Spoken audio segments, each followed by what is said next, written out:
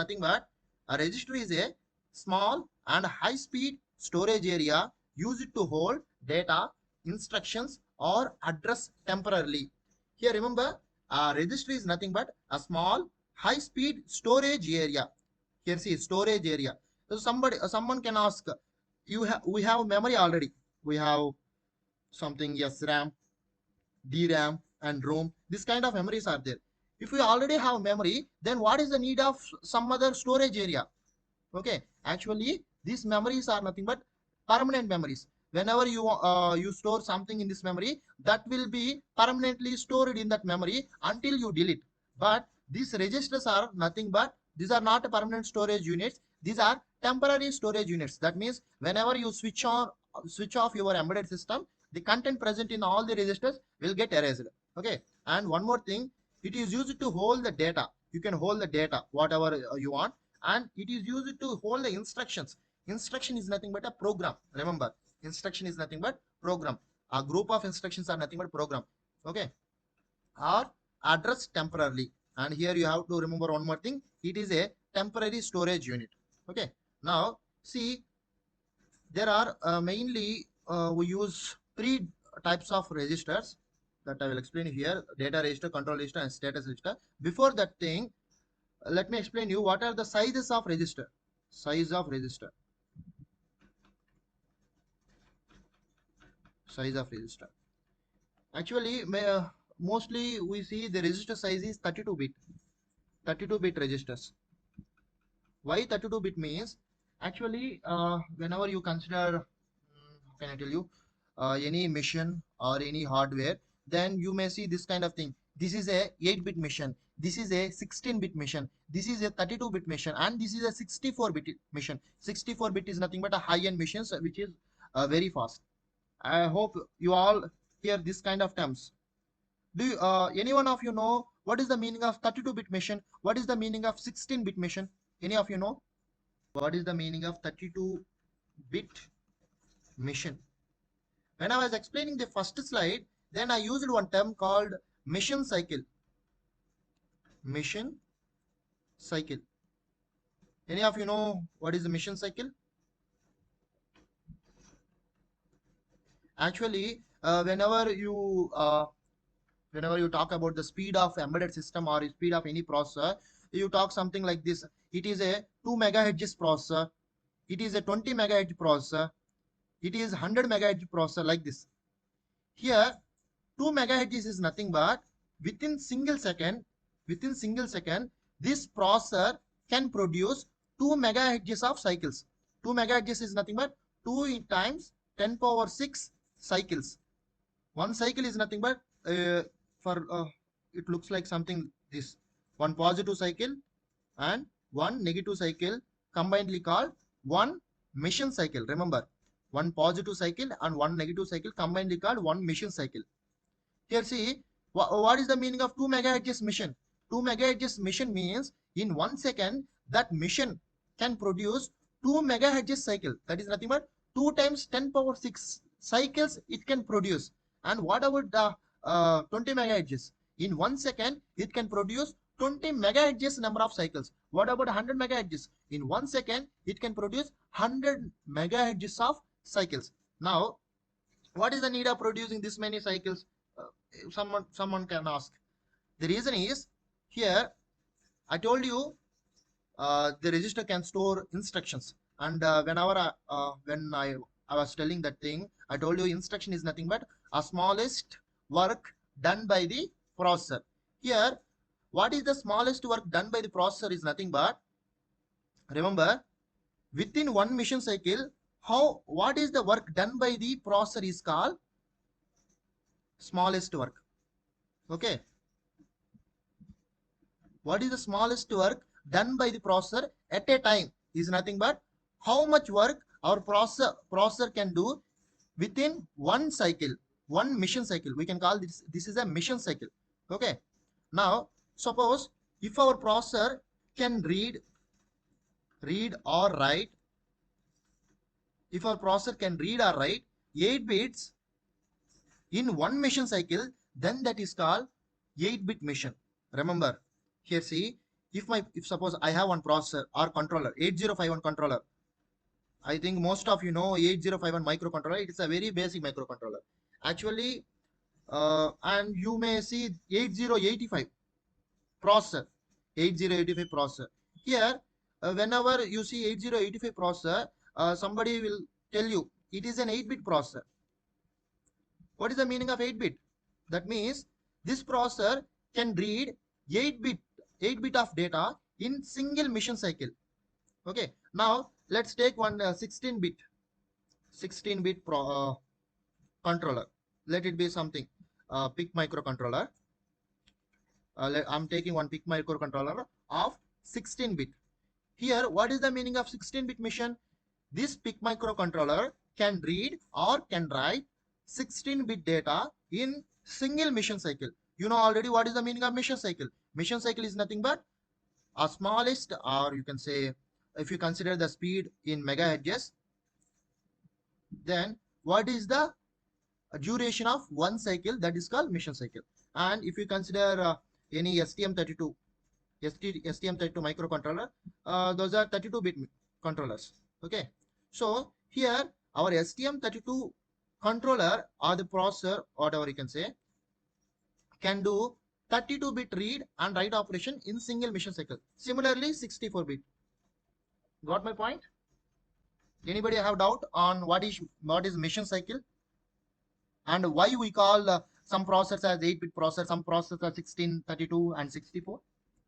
Now let me explain it.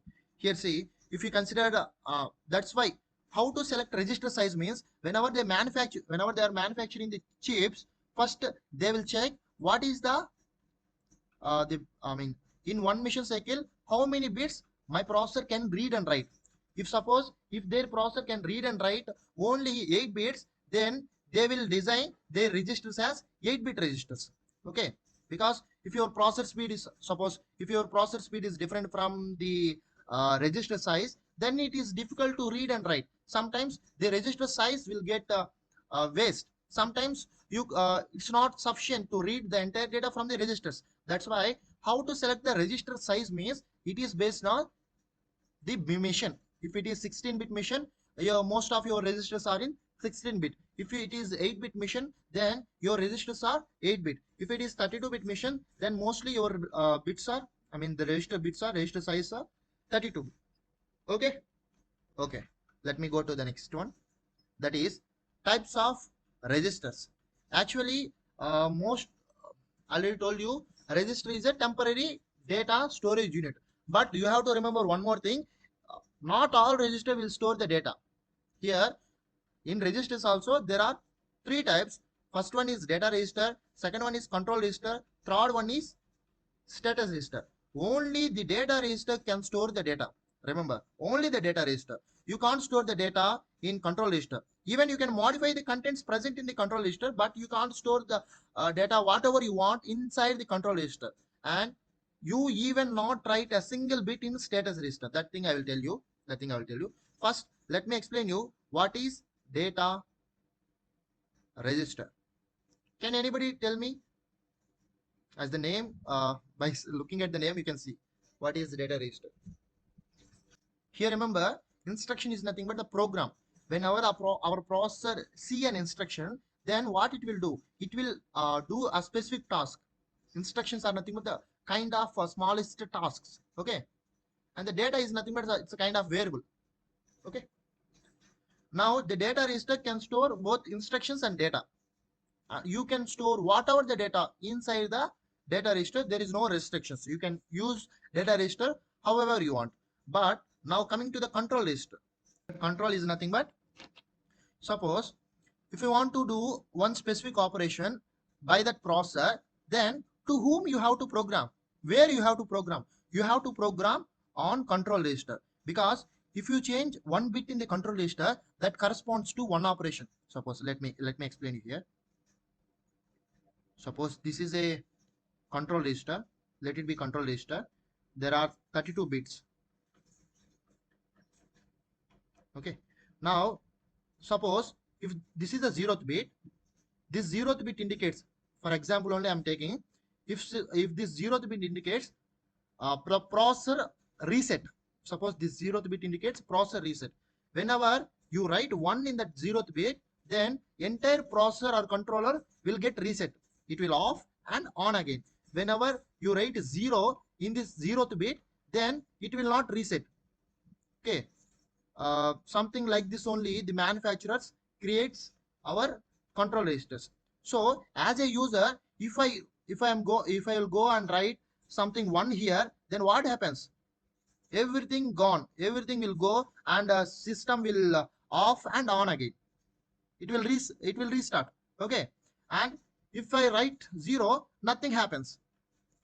Got my point? So the control register itself means whenever you change a single bit of a control register also, it will change the functionality of a processor. Every single bit of a control register is corresponding to a specific task inside a processor. But suppose if I consider one data register, let it be the name of the data register is DR1, data register 1.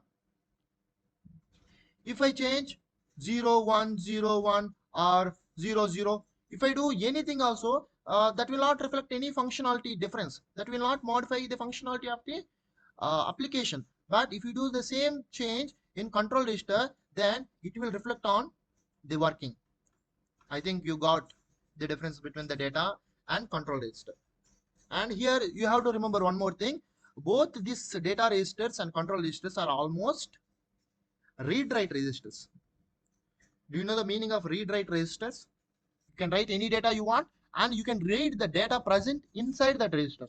Mostly all the data registers and control registers are read-write registers, but mostly the status registers are read-only registers.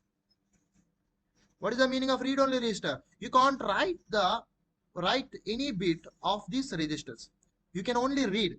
Suppose let me take one status register. As the name indicates, status.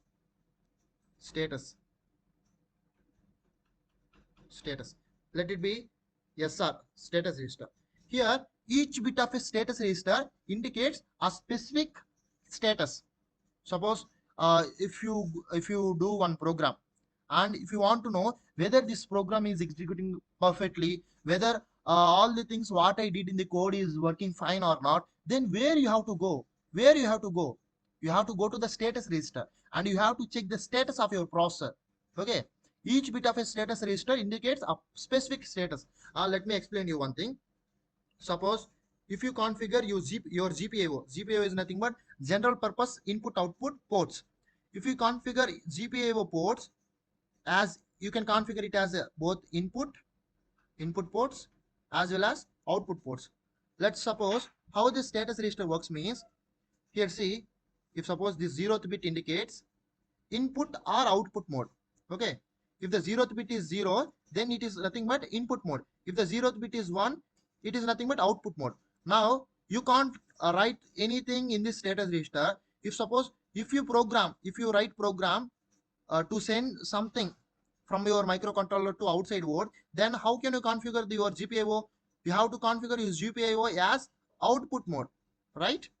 So how can I check whether what I configured is exactly working or not?